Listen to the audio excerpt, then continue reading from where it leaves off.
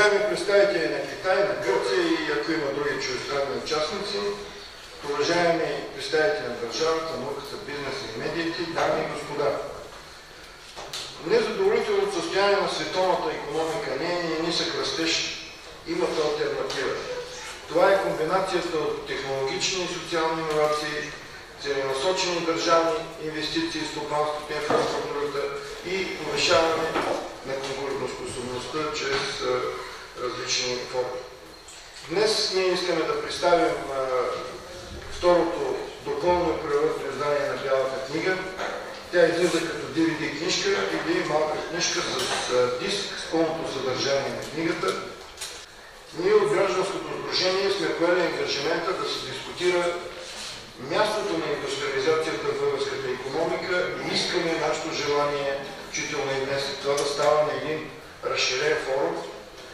Нарекли сме го четириъгълен с участието на представители на държавата и общините, представители на науката и образованието, представители на бизнеса и финансите и представители на четвъртата власт – медиите. В Бялата книга казваме, че по национален икономически модел следва да се разбира системата за използване на вечните ресурси в рамките на едно национално стопанство. Тази система е резултат на сложно взаимодействие на пазарния механизъм и целенасочена икономическа политика на държавата. Целенасочената икономическа политика има за цел намеса там, където пазарният механизъм по една или друга причина не може да гарантира оптимално използване на ресурси.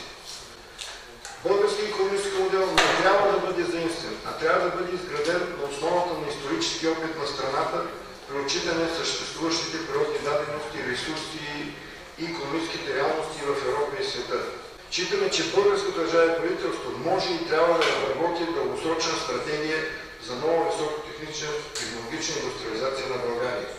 Като искаме да предизвикаме и да подпомогнем това действие, ние сме описали в Бялата книга две стратегии и тяхните две направления. Първото направление, това е широкомащабна високотехнологична индустриализация на нова техническа и технологична основа, финансирана както от вътрешни, така и от външни източници, в три основни приоритетни направления.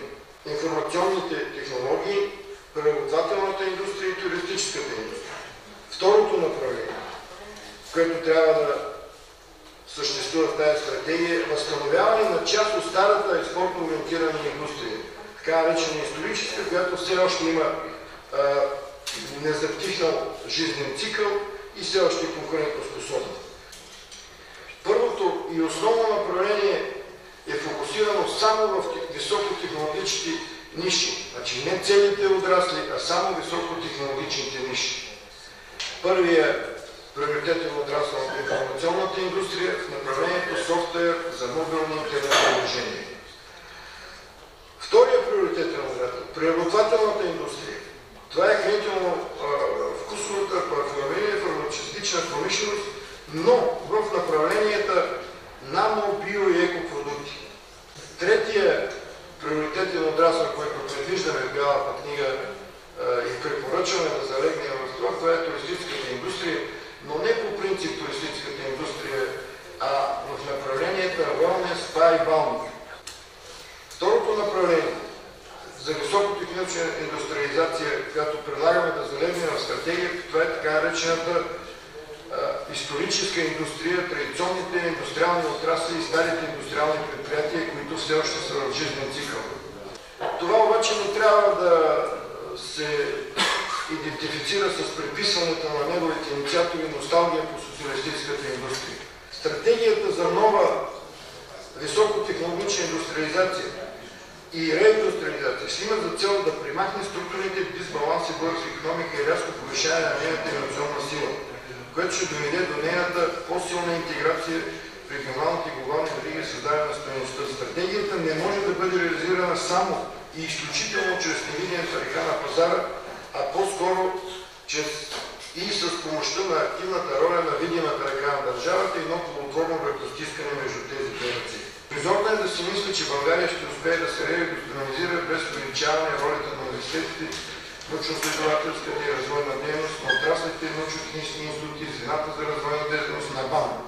Стратегията трябва да предвижда като минимално условие за нейната успешна реализация утрояване на средства за изследователска и развойна дейност на българската индустрия за срок от 5 години и удвояване през следващите 10.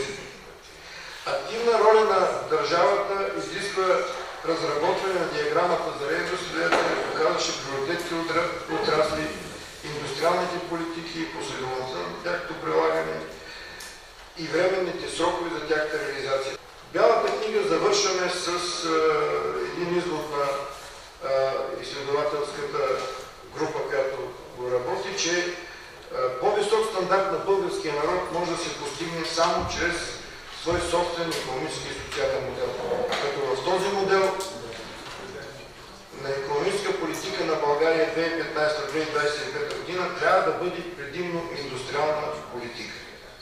Благодаря на всички участници в този семинар.